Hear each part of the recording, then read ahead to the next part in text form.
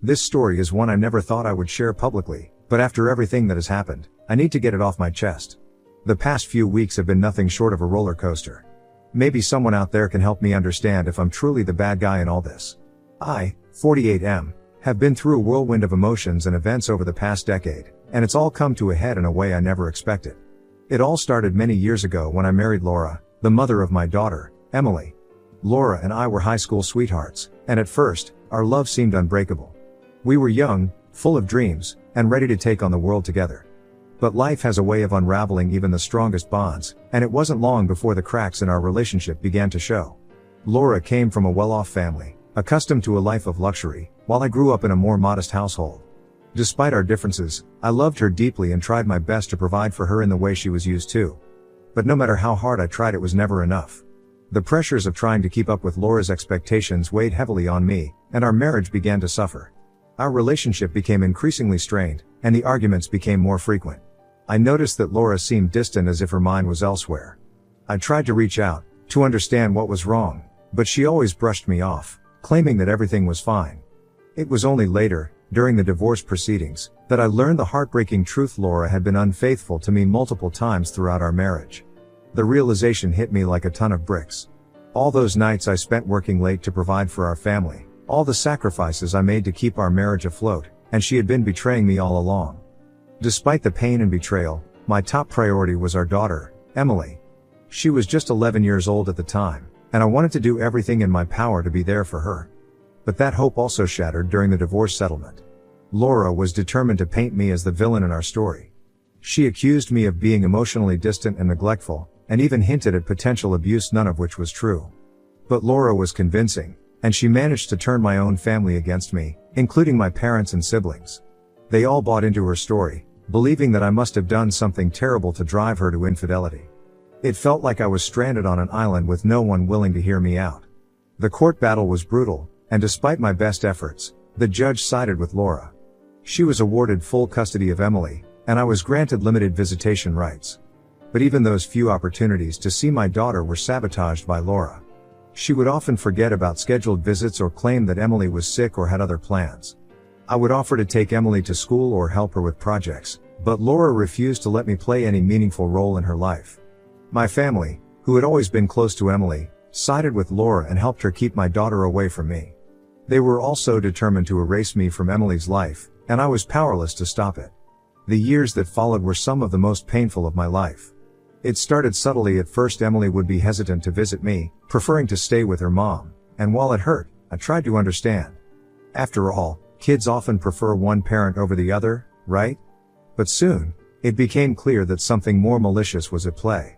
Emily would come to our visits with a list of grievances, things I supposedly did or said that painted me as the bad guy. I was confused because none of it was true. When I tried to talk to Laura about it, she would dismiss my concerns or twist the conversation to make it seem like I was just being paranoid or overreacting. Over the years, I tried to maintain a relationship with Emily, but it became increasingly difficult. Phone calls went unanswered, letters were returned unopened, and my attempts to see her were met with hostility from Laura and my family. Let's just say that they all seemed determined to erase me from Emily's life. The worst part came when Emily was around 13. She told me outright that she didn't want to see me anymore. She said it so coldly, as if I meant nothing to her. I was devastated. I knew that Laura had been feeding her lies, but I didn't have the heart to drag Emily through a messy legal battle. After all, she did want to stay with her mom, and if at that point, I pulled her away from her mother, it would just make matters worse. I didn't want to be the cause of more conflict in her life, so I reluctantly agreed to step back. It was one of the hardest decisions I've ever made. I kept hoping that one day she'd realize the truth and come back to me, but that day didn't come for a long, long time. Years later, I slowly but steadily moved on from that traumatic period of my life. I met Megan, and there was an instant spark between us. But because of my past experiences, we took our time to get to know each other and then got married some time ago. Megan had 2 kids of her own, so most of my time was spent with them, and we built a life together. While I loved my new family, there was always a part of me that wondered about Emily. How was she doing? What had she become? I reached out to Laura a few times over the years to ask about Emily, but she never replied.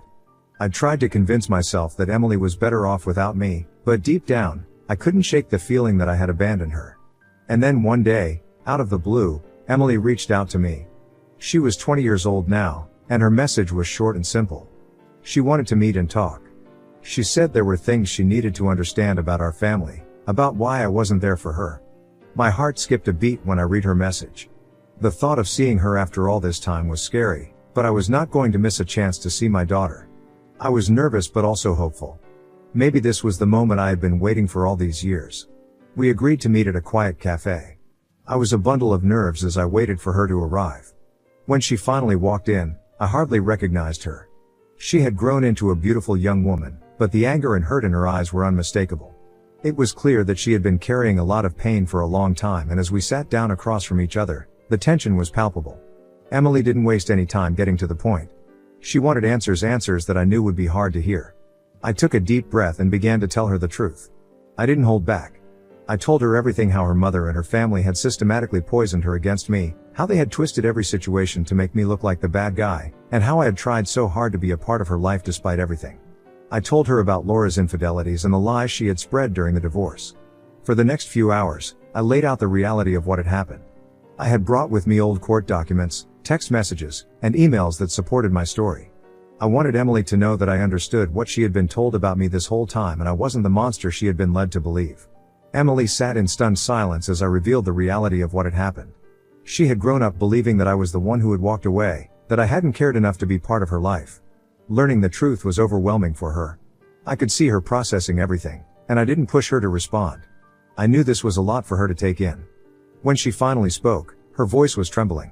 She asked me why I never fought back, why I didn't try harder to stay in her life. That question broke me. I had to explain that I didn't want to put her in the middle of a legal battle and that I thought stepping back was the best way to protect her. I wanted her to have a happy childhood, even if it meant she would hate me for a while. But the truth was, I regretted not fighting harder. I regretted letting Laura and her family control the narrative. And now, it seemed that Emily was beginning to understand the depth of what had happened. She was furious a little at me, but mostly at her mother. She couldn't believe the lengths Laura had gone to just to make herself look like the better parent. Emily decided that she needed to take action. She said she wanted to confront her mother and lay everything out for everyone. I was shocked but also proud of her for standing up for herself. Emily wasn't the little girl I had known a decade ago. She was a strong woman capable of defending herself. At the same time, I was worried about the toll this would take on her. I took a sigh of relief when she said that she wasn't sure how to move forward with our relationship, as she had gotten so used to an absent father, but she would love it if we could meet and chat more. 2 days later, I received a flurry of angry calls and messages from Laura. Apparently, Emily had confronted her with the information I had shared. Laura was furious, accusing me of turning Emily against her and destroying their relationship. What I didn't expect was Emily's next move. She called me yesterday to inform me that she's planning to take Laura to court for parental alienation. She wants to sue for the emotional damage caused by years of lies and manipulation. Now, Laura won't stop calling me. She's alternating between threats and pleas, demanding that I talk Emily out of the lawsuit. My family is also reaching out, suddenly wanting to reconnect and smooth things over. I'm at a loss. On one hand, I'm relieved that Emily finally knows the truth. On the other hand, I never intended for things to escalate to this point. At this point in my life, along with Emily, I also have Megan and kids to take care of, and I'm not sure if I can take the same mental pressure again. I don't want to cause more pain or drama, but I also feel that Laura and my family need to face the consequences of their actions. In short, I've been very conflicted. I am proud of Emily for seeking the truth, and for wanting to take a stand against what had been done to her. But I was also scared for her. The legal process is brutal, especially when it involves family, and I didn't want her to get hurt more than she already had been. I tried to support her from a distance, giving her the space to make her own decisions while letting her know that I was there for her whenever she needed me. And I cannot even describe the emotional pressure that I am facing from Laura and my family. All of this is making me question if Ida for telling my daughter the truth about her mother and our past, even though it's led to this complicated situation. Your comments and suggestions would be really helpful. Update 1. Hey guys. Things have taken a turn for the worse, which was honestly very expected. Because any confrontation with Laura couldn't be an easy one because she had zero regard for anyone around her. I just didn't know if that also included our daughter. After Emily's altercation with her mother, she came to our place, her eyes red from crying. This time, she didn't hold back. She laid everything out, every painful detail of what her life had been like over the past 8 years. Laura may have won custody, but it was clear that she had no idea how to be a mother, let alone care for a child. Emily described how, half of the time, Laura wasn't even home. She'd be out, sometimes for days on end, leaving Emily alone to fend for herself. The other half of the time, when Laura was home, she was drunk and erratic. Emily spoke of the nights when Laura would come home in a rage, throwing things, yelling, and sometimes even blaming Emily for her own failures and frustrations. My heart broke as she recounted these moments, the fear she must have felt, the loneliness. But the worst was yet to come. Emily told us about 2 incidents that still haunted her. The first time, she was 13, and Laura had left her alone for the weekend without any food or money.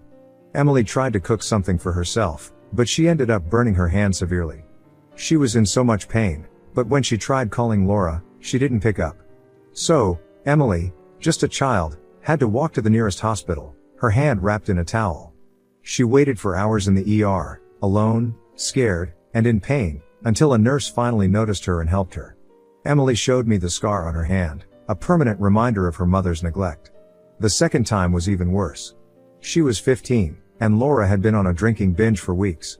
Emily tried to avoid her as much as possible, but one night, Laura got violent. She threw a glass at Emily in a fit of rage, and it shattered against her leg, cutting her deeply. Emily was bleeding and in shock, but instead of helping her, Laura screamed at her to clean up the mess. Emily, terrified, wrapped her leg in an old shirt and once again made her way to the hospital, where she ended up needing stitches. As Emily recounted these stories, I felt a mix of anger and sorrow that I hadn't felt in years. Anger at Laura for putting our daughter through this nightmare, and sorrow for all the pain Emily had endured. She was just a kid, and she didn't deserve any of this. She didn't deserve to be left alone, injured, and scared. She didn't deserve to be treated like a burden by the one person who was supposed to protect her. This was literally a case of physical and mental abuse. I found it ironic that the things she accused me of, to take away my daughter from me, became one of her everyday habits. And all of this could have been avoided if Laura had just let me take care of my daughter. If she hadn't been so consumed by her own selfishness and spite, Emily could have had a normal, happy childhood. Megan and I spent the whole night listening to Emily. We made sure she felt at home, that she knew she was safe now. Megan was especially comforting, holding Emily's hand and reassuring her that none of this was her fault. I could see how much it meant to Emily, to have someone to comfort her, to tell her that she was loved and that she mattered. Then, in a moment that was both heartbreaking and bittersweet, Emily apologized to me. She didn't need to, she had nothing to apologize for, but she did. She said she was sorry for believing all the lies her mother had told her, for pushing me away, for not seeing the truth sooner. Her voice cracked as she told me that she had missed me so much all these years, that she had often wondered what life would have been like if she had lived with me instead. I told her how much I had missed her too, how I had never stopped thinking about her, never stopped loving her. And she did not need to apologize to me about anything, because she was just a victim in Laura's games. It was a bittersweet moment because while it was painful to hear her apologies, it also meant that we were finally reconnecting after all these years of being apart. This was also a realization for me that I was done playing safe and avoiding family drama. My daughter's well-being was at stake here, and I was going to get the apology and reparation that she deserved, even if that meant getting into a legal battle with my ex-wife. The next morning, after a long night of talking and comforting, Emily and I cooked up a plan. We were going to confront my family about everything, every lie, every act of neglect, everything that Emily had been put through. I was done with them pretending like they were the perfect family while they had enabled Laura to destroy Emily's childhood. We had the proof we needed, the hospital records, the text messages, and even some old voicemails from Laura that Emily had saved. It was time to expose the truth, to let them know exactly what their complicity had cost. I could see that Emily was nervous, but there was also a resolve in her eyes that I hadn't seen before. She was ready to face them, to stand up for herself, and I was going to be right there beside her. We were finally going to get the justice we both deserved, and I knew that no matter what happened, we would face it together. Whatever happens, you guys will be the first to know. Thank you for understanding my situation and sending helpful comments. Means a lot. I'll be back with updates, cause this is definitely not the end. Update 2. Hello people, hope you all are doing great. Remember about the family confrontation that Emily and I had planned? Well, that happened, and it was definitely eventful. My daughter and I decided to pay a surprise visit, and the moment we walked through the door, I could see the surprise on their faces. It was as if they couldn't quite process the sight of us together, united, after all these years. They had never expected this, never anticipated that the years of distance, manipulation, and lies could be undone so swiftly. But here we were, standing side by side, ready to confront them. The initial shock wore off quickly, and they scrambled to put on their usual facade of concern. My mother was the first to speak, her voice dripping with false worry as she asked Emily if I had hurt her or done something to upset her. The insinuation stung, not because I cared what they thought of me, but because it showed just how deeply they had bought into Laura's narrative. To think that I would harm my own daughter, it was a sickening thought, but one they seemed to hold without question. They were quick to believe the worst of me, perhaps because it made it easier for them to justify their own actions. But I wasn't Laura, and Emily was no longer the scared, confused child they once knew. Before I could respond, Emily stepped forward. Her voice was steady, filled with a quiet strength that made me proud. She told them to drop the act, to stop pretending that they cared when they had done nothing to help her over the years. There was no hesitation, no wavering in her words. She called them out for their apathy, for standing by while Laura neglected and hurt her, and for being complicit in the destruction of her childhood. I watched as my parents and siblings tried to mask their discomfort. Their expressions shifted from feigned concern to something closer to annoyance. They didn't like being confronted, especially not by Emily, who they still saw as a child, someone who should be grateful for whatever scraps of attention they had thrown her way. But Emily wasn't a child anymore, and she wasn't interested in their hollow apologies or excuses. I saw some comments asking how did Laura set my own family against me so easily? Well, our relationship had always been complicated, tangled in years of unresolved issues and buried resentment. My siblings and I had never been close. There was always a sense of competition, of one-upmanship, that poisoned any chance of a genuine bond. My parents, instead of they fostering unity, had taken sides, aligning themselves with whichever child was most useful to them at the time. When Laura had come to them with the idea of divorcing me, they saw it as an opportunity, a way to channel their lingering resentment towards me. They hadn't cared about the impact it would have on Emily or me. They were more interested in settling old scores, in seeing me brought down a peg. As Emily laid out everything that had happened, how Laura had abandoned her, how she had suffered injuries and trauma while they turned a blind eye, I could see the discomfort growing on their faces. They weren't used to being challenged like this, especially not by someone they had underestimated for so long. And it wasn't just the words that stung. It was the fact that Emily was holding them accountable, refusing to let them off the hook with their usual platitudes. Of course, we didn't reveal everything we had. There was no need to show all our cards at once. We had hospital records, text messages, and other evidence that could easily tear apart their carefully constructed narrative. But for now, we kept most of it close, only revealing enough to make it clear that we were serious, that this wasn't just some emotional outburst. This was a warning, a declaration that we were done playing by their rules, and things were about to get a whole lot more serious. We left the house without waiting for any response. There was nothing they could say that would change anything, nothing that would undo the years of pain and neglect they had allowed to happen. As we walked away, Emily delivered one final message. She told them to pass it on to Laura, to let her know that we were coming with a very hefty case and that she better be ready for it.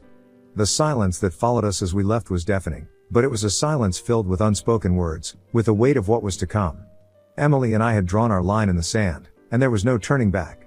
The family had always thrived on division, on keeping us isolated and at odds with each other, but now, with Emily and me standing together, they were the ones who were going to have to face the consequences. All of you have given me some of the best advice and know that I'm constantly going through each and every comment. Your support means a lot. Update 3. Hello, I want to thank everyone who has followed this story and offered support and advice. The past few days have been some of the most challenging of my life, but I think we're finally seeing a way forward. So buckle up for a lengthy one. After the incident at my family's place, I immediately contacted one of our lawyers. I wasn't about to let Laura get away with everything she had done, not just to me but to Emily as well. But when I brought up the idea of pursuing legal action, Emily surprised me. She didn't want to move forward with any legalities. It wasn't that she didn't care or that she was forgiving her mother, far from it. Emily had just been through so much, and she had other priorities now. Her academic life was thriving, and she had big plans for her future. She couldn't afford to put that on hold to sue her mom and fight a court case. As her dad, I was so proud of her. After everything she had endured, she was still such a smart, resilient young woman with great career prospects ahead of her. But I also couldn't help but feel conflicted. A part of me wanted Laura to suffer for her actions, to face the consequences of the pain she had caused. It was one thing to mess up my life, but to harm Emily, to rob her of a normal, happy childhood, that was something I found unforgivable. However, I respected Emily's wishes. Unlike at her mom's, her opinion mattered here, and that was something I would always keep in mind when making decisions. As we were navigating through all of this, something else also happened. A day or two later, one of Laura's neighbors showed up at our doorstep with an envelope. The neighbor explained that Laura was leaving town for a while and had asked her to deliver the envelope to us. I wasn't sure what to expect, but I took the envelope and thanked the neighbor. Inside the envelope was a letter from Laura. It was long, filled with apologies and explanations, attempts to justify her actions. She wrote about how she became very alone after I left, how she lost her job, and how things spiraled downhill from there. She eventually found another job, but it paid poorly, and she sank deeper into depression. Drinking became her way of coping, and she claimed that she never meant to hurt Emily, that she was just so lost and overwhelmed by her own misery. Laura went on to detail more of her struggles, trying to paint a picture of a woman pushed to the brink by circumstances beyond her control. But as I read, all I could think was how hollow it all sounded. It was clear that Laura was trying to excuse her behavior, to make it seem like she was a victim of her own life. But no amount of hardship could justify the way she had treated Emily. She ended the letter by begging us not to pursue a legal battle. She promised to stay away from Emily as a gesture of goodwill and offered to pay whatever amount we thought was right as reparation for the damage she had caused. When I handed the letter to Emily, I could see the heartbreak in her eyes as she read it. This wasn't the apology she had wanted, and it certainly wasn't the resolution she deserved. What kind of mother leaves her child like this and then thinks that money could somehow make up for all the years of pain and neglect? It was a crushing realization for Emily, and I knew she needed time to process everything. I gave Emily space, understanding she'd reach out to Megan or me when she was ready. My wife, Megan, had quickly become a source of comfort for Emily, someone she could confide in without judgment. Emily soon became like family to all of us, forming a close bond with Megan's children. While I wanted to help, I realized Emily benefited more from Megan's support and perspective to process everything. After a while, Emily came to me with her decision. She didn't want to pursue a legal case. She didn't want to drag this out any longer or get bogged down in a bitter court battle. She wanted to start fresh, to focus on herself and her future, free from the shadows of the past. Emily was ready to move on, and as much as I wanted justice for her, I knew that this was the right choice. She had spent enough time living under the weight of her mother's mistakes. It was time for her to live her life on her own terms. Emily's decision marked the beginning of a new chapter for us. She started focusing more on her studies, channeling her energy into her goals and aspirations. Megan and I continued to support her in every way we could, offering guidance and encouragement as she navigated this new phase of her life. As for me, this feels like a dream.